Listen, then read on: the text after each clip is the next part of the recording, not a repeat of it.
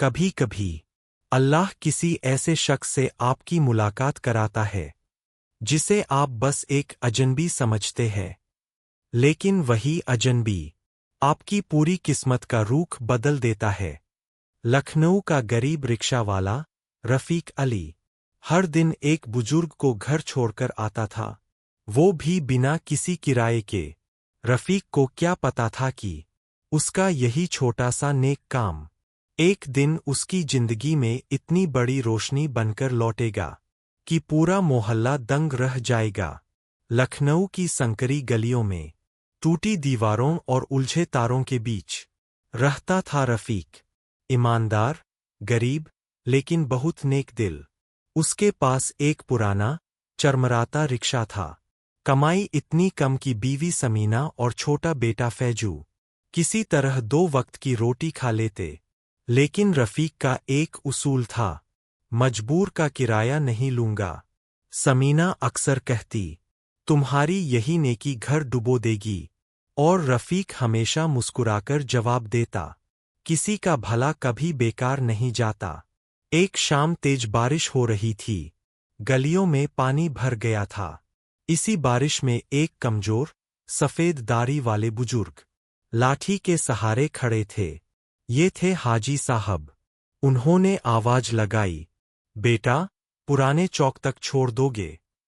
रफीक ने बिना सोचे कहा, बैठ जाइए हाजी साहब, बारिश और बढ़ जाएगी। सफर के दौरान दोनों बातें करते रहे। हाजी साहब की आंखों में अजीब सा सुकून था, जैसे कई साल बाद किसी ने उनसे इंसान की तरह व्यवहार किया हो। उतरते समय हाजी साहब ने कहा, बेटा, आज किराया मत लेना। रफीक मुस्कुराया, आप मेरे अब्बा जैसे हैं। किराया कैसा? हाजी साहब की आंखें नम हो गईं। वो दुआ देते हुए अंदर चले गए। अगले दिन वो फिर वहीं खड़े मिले, फिर उसके अगले दिन, और यह रोज की आदत बन गई। रफीक कभी किराया नहीं लेता था, और हाजी साहब हमेशा दुआ देते। लेकिन एक बात अजीब थी, हाजी साहब कभी भी दरवाजा खोलकर उन्हें अंदर नहीं जाने देते थे। हर बार बाहर उतरते और चुपचाप दरवाजा बंद कर लेते। रफीक ने कभी सवाल नहीं किया, उसका काम सिर्फ इंसानियत था। एक रात जब रफीक घर पहुंचा, समीना रो रही थी, फैजू को तेज बुखार है, दवाई के पैसे नहीं है। रफीक की जेब में सिर्फ 40 रुपए थे, दवाई 120 की थी। वो चुपचाप फैजू को गोद में लेकर क्लिनिक गया। दिल भारी था, लेकिन किसी से मदद मांगना उसे कभी अच्छा नहीं लगता था। उसने आसमान की तरफ देखा और कहा, या अल्लाह, आज तू ही मेरी सुने। अगली सुबह हाजी साहब रिक्शे में बैठे, तो रफीक की आंखें नम थीं। उन्होंने तुरंत महसूस कर लिया, बेटा, दिल भारी है, क्या हुआ? रफीक मुस्कुराकर टाल गया। सफर के आखिर में हाजी साहब पहली बार बोले, आज मुझे दरवाजे तक छोड़ दो। रफीक हैरान हुआ, लेकिन मान गया। हाजी साहब अंदर गए और बोले, तुम बाहर रुकना, मैं अभी आया। 5 मिनट गुजरे, फिर 10, फिर 15, कोई नहीं आया। रफीक को बेचैनी होने लगी। उसने गेट धक्का देकर खोला और अंदर चला गया। अंदर टूटी दीवारें थीं, धूल भरा कमरा, और चारपाई पर हाजी साहब शांत पड़े थे। न कोई हरकत, न सांस। रफीक चिल्ला उठा, हाजी साहब! वो उनके पैरों से लिपटकर रो पड़ा। उसे लगा जैसे उसने अपना दूसरा पिता खो दिया हो। चारपाई के पास एक पुरानी चिट्ठी रखी थी। रफीक ने कांपते हाथों से चिट्ठी खोली। उसमें लिखा था, बेटा रफीक, अगर तुम यह पढ़ रहे हो, तो मैं इस दुनिया में नहीं रहा।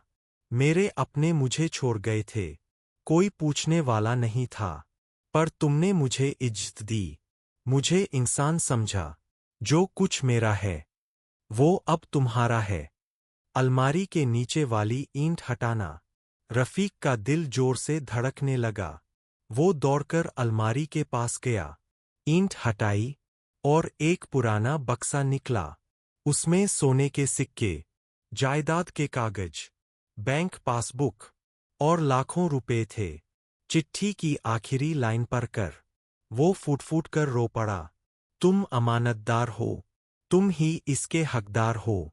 कुछ देर में पुलिस और पड़ोसी पहुंच गए। जांच हुई। पुलिस ने चिट्ठी पढ़कर कहा, हाजी साहब का कोई वारिस नहीं है। ये सब कानूनी रूप से आपका है। रफीक रोता रहा, लेकिन अंदर से टूट चुका था। उसके दिल में सिर्फ एक आवाज गूंज रही थी, मैंने तुम्हें इज्जत दी, तुमने मुझे जिंदगी दी। कुछ महीनों बाद उसी मोहल्ले में एक नई मेडिकल दुकान खुली, फैज क्लिनिक एंड स्टोर, जहां गरीबों को मुफ्त दवाई मिलती थी। रफीक अब अमीर था, लेकिन उसका दिल पहले जैसा ही रहा। हर सुबह वह एक गरीब रिक्शा वाले को चुपके से पैसे देता और कहता, किसी मजबूर का किराया मत लेना। वह जान चुका था कि दुनिया की सबसे बड़ी दुआ किसी अनजान के दिल से निकलती है। आखिर में आवाज आती है, कभी कभी अल्लाह किसी अजनबी के जरिए आपकी जिंदगी में चमत्कार भेजता है। रफीक ने एक बुजुर्ग को इज्जत दी। अल्लाह ने उसे पैसा, इज्जत और नई जिंदगी दे दी। और एक सच्चाई हमेशा चमकती रहती है, इंसानियत कभी बेकार नहीं जाती।